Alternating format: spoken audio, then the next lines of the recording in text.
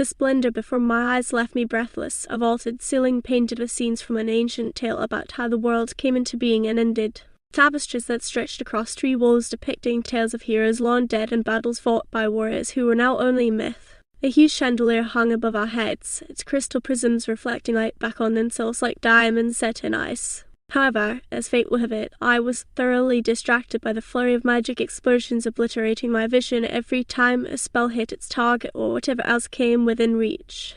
The chandelier's gleaming crystals oscillated violently with every subsequent explosion, bathing the majestic room in its light. "You know," Galena said as she marched forward, "you're going to get yourself killed if you keep staring." Blinking away the bright flash seared in my vision, I could see her slender hand reach down to pick up her staff once more before her live form spun around and cast another sizzling blast of flame at the crystal dragon. I caught a glimpse of intensity in a witch's eyes beneath the delicate blue ribbon covering them and realized that the woman had no intention of letting this fight go easy. I felt a shiver go down my spine when I saw the way her lips curled. How could this woman defeat this towering beast? I glanced over at the crystal dragon and found it merely biding its time, waiting for the opportunity to strike. My eyes widened slightly when I noticed that the creature's body was not one solid piece of crystal, but actually several interlocking pieces of glass. When the dragon moved, the individual pieces shifted and rotated to create the illusion of a single creature. I was powerless, frozen in fear and awe as I stood there watching the witch and the shimmering beast. Their powers were evenly matched as they continued to throw spells back and forth. Every now and then a flurry of sparks would fly off in random directions.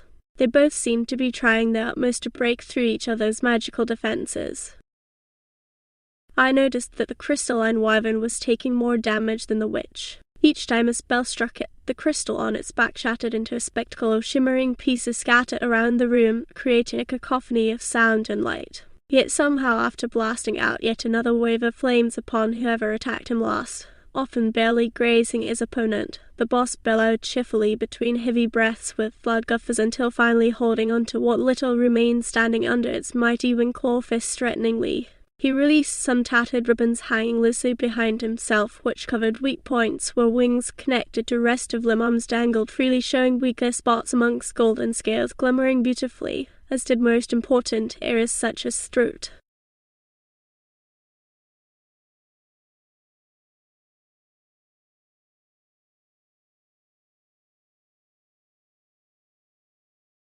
Ali. 4 hands. White leg. Of course all good dragons have magnificent legs. He cried mentally loudly enough so everyone can hear it while laughing raucously again, causing 4 tiles directly underneath us, tiles every 1 inch x 2 inches thick to what kind of next descent is this supposed to protect guests evolved part is Pupinelli peeing big problem blat letting raiders already invade a persecuted even destruct ally please sunless and trina die some magical squimmer sabaqua lukamarioteshim oswar.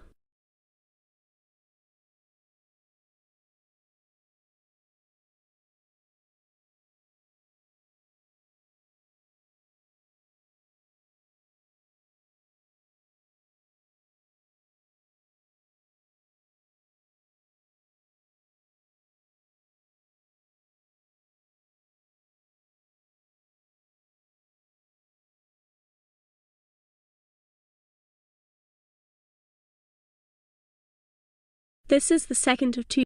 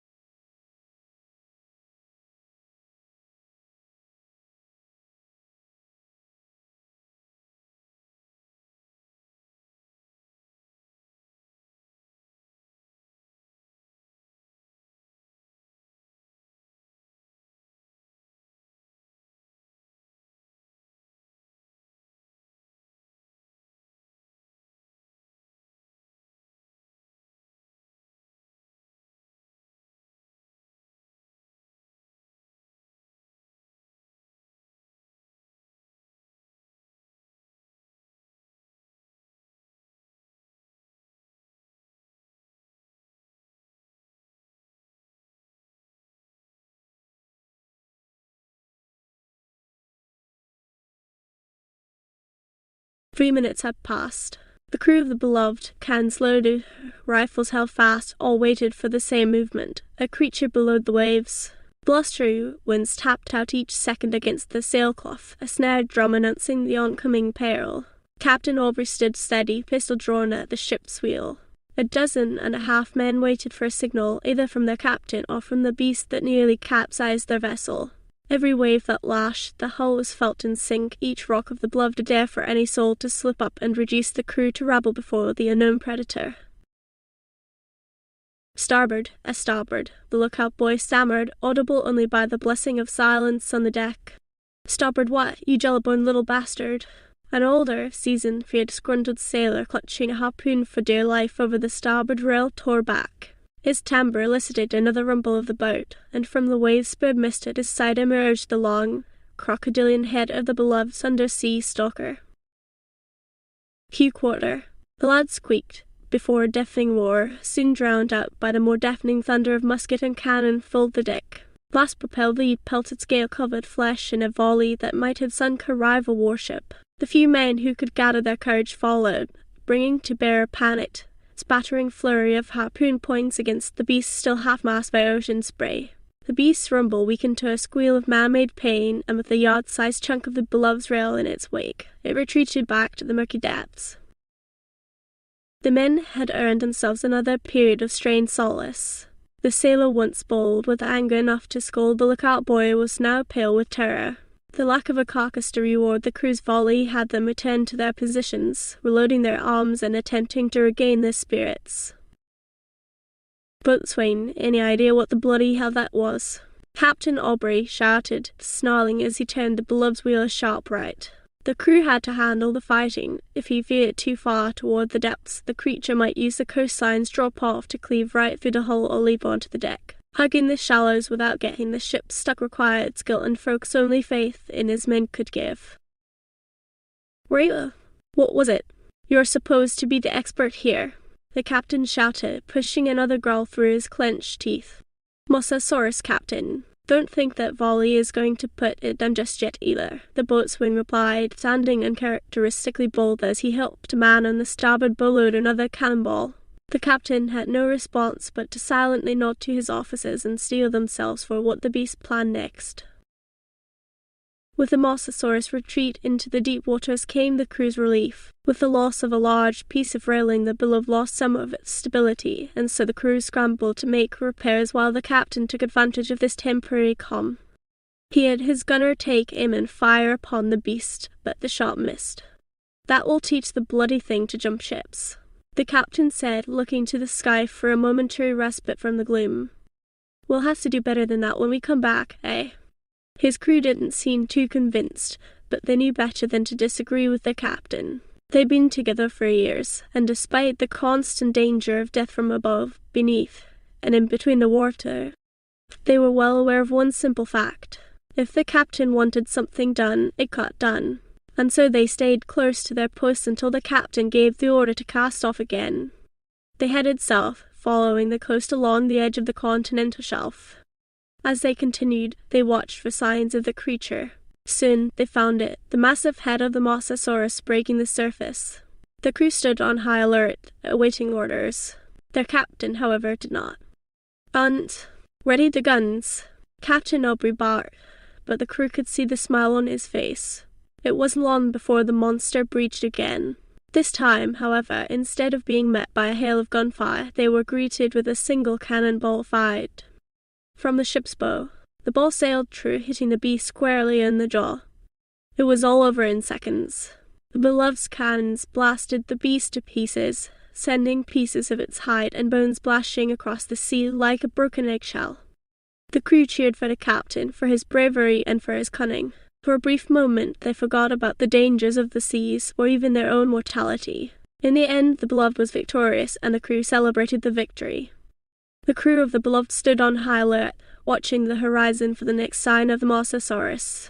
When the Beloved arrived back at port, the captain went straight to his cabin to rest, leaving the crew to clean up the wreckage left behind from the battle.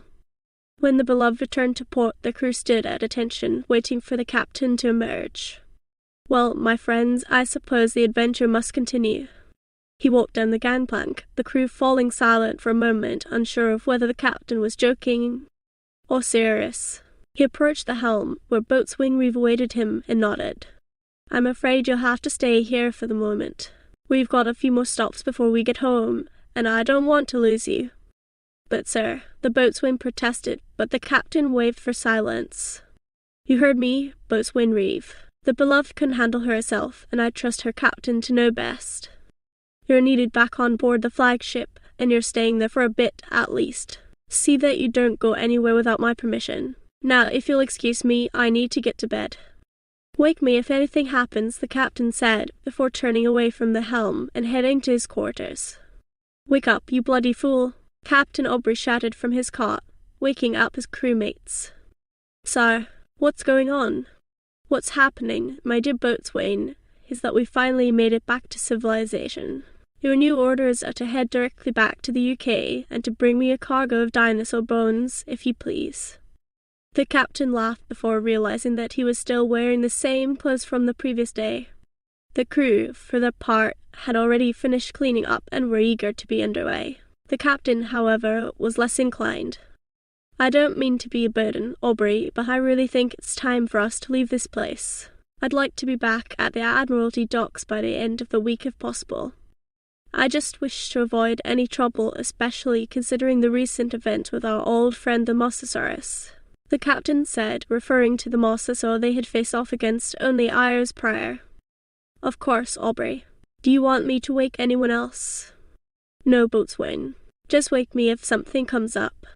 "As you wished, sir. And remember what I said earlier about avoiding trouble," the captain said as he walked past the boatswain to his cabin, which was located near the stern. "We've got another problem." Captain Aubrey shouted from his bunk as he sat bolt upright and rubbed his eyes. He was exhausted, and the last thing he wanted was to deal with another crisis. "What is it now, Aubrey?" Captain Aubrey's second mate said, his voice tired from a long night spent dealing with a series of small problems. "The Beloved has run aground." "Captain Aubrey, we have a problem." The boatswain shouted from the bridge, startling the captain out of a sound sleep. "What is it now, boatswain?" Captain Aubrey yawned, rubbing the sleep out of his eyes with one hand while holding his head with the other. "We have a problem," the boatswain repeated, exasperated by the captain's lack of urgency in the matter. "The Beloved is stuck in a sandbar." "How did that happen?" Captain Aubrey asked with a hint of anger in his voice, though his tone was more curious than angry. The boatswain shrugged his shoulders. "Who knows how that happened? But it's a bad situation. We're stuck, and it's a long walk back to civilization. There's no telling when a mosasaurus might come by and eat us. Maybe it will even be hungry after eating all those dinosaurs." Yes, it will be fine. Tell me what needs doing," Captain Aubrey said, trying to hide his fatigue. He had just awoken to this disaster, and now he had to figure out what to do. "First things first.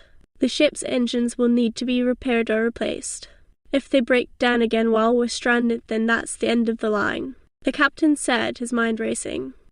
The Beloved could sail, but she could barely move through water at all, let alone navigate through uncharted waters. "Then what do we do about the sails?" the boatswain asked, confused by the captain's sudden shift into business mode. He had assumed the captain would be upset, or perhaps just annoyed at their predicament. "We can't replace or repair them on our own. That is a job for the shipyards on the coast of the mainland, but if we wait for the shipyard crews to arrive, we could spend weeks or months trapped here," the captain said, thinking hard for a moment. "Well, we could set off on foot," the boatswain said, a bit of hope rising in his voice. "On foot? You think that's a good idea?"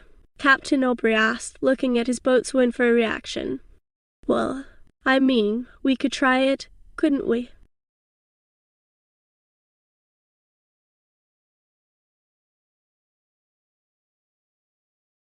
The boatswain replied, not sure whether the captain was joking or serious.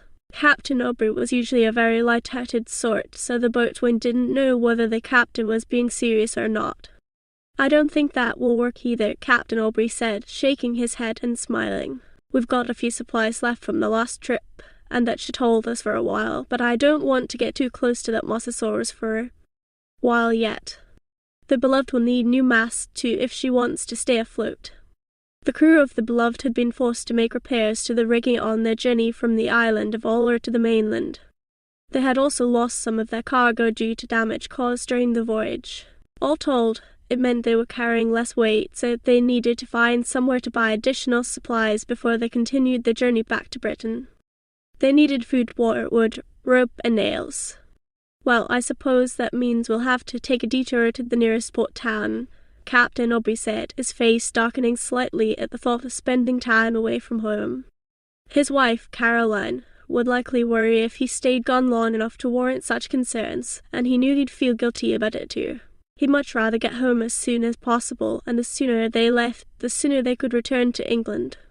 The Beloved docked at a small port town on the shore of the primitive, primordial, and prehistoric continent of Ulster.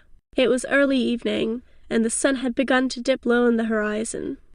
The crew unloaded the ship and headed off for a quick dinner at the local inn before making preparations for the next leg of the journey back home. The captain and his crew were tired and worn out, and the captain wanted to be back at the Admiralty docks by the end of the week.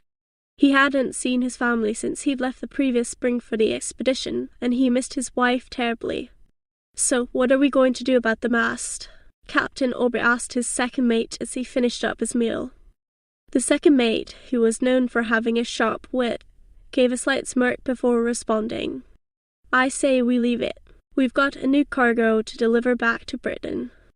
"I'm not going to leave the mast behind," Captain Aubrey said, standing up suddenly, knocking over his chair and causing his second mate to jump back. "But it's a mast." "We can't leave the mast behind," the second mate protested. "I'm afraid we must, my dear second mate. We can't afford to have the mast, or the rigging, fail us on our way back." "I'm sorry," the captain said, taking a seat again and sighing heavily. "We'll have to replace it." "Replacing it is one thing, Aubrey, but repairing or replacing it is quite another," the second mate said, shaking his head. "The masts and the rigging have sustained considerable damage in this encounter." "We'll have to replace it," the captain repeated, this time more forcefully. "And I'm afraid that's impossible," the boatswain added, leaning forward in his chair. "We don't have enough money on hand to purchase or replace the entire mast, let alone the rigging. We'll have to go on to the next port town and sell some of our goods there to raise funds to replace it." "If you insist, boatswain, then that is what we shall do," Captain Aubrey said with resignation, his tone suggesting that he had given up the fight already and just wanted to get home. The captain sighed and then looked up at the ceiling for a moment. "At least we're almost done with this voyage." Captain Aubrey was a tall, broad-shouldered, muscular, blonde-haired, blue-eyed Englishman with a full head of thick, black hair.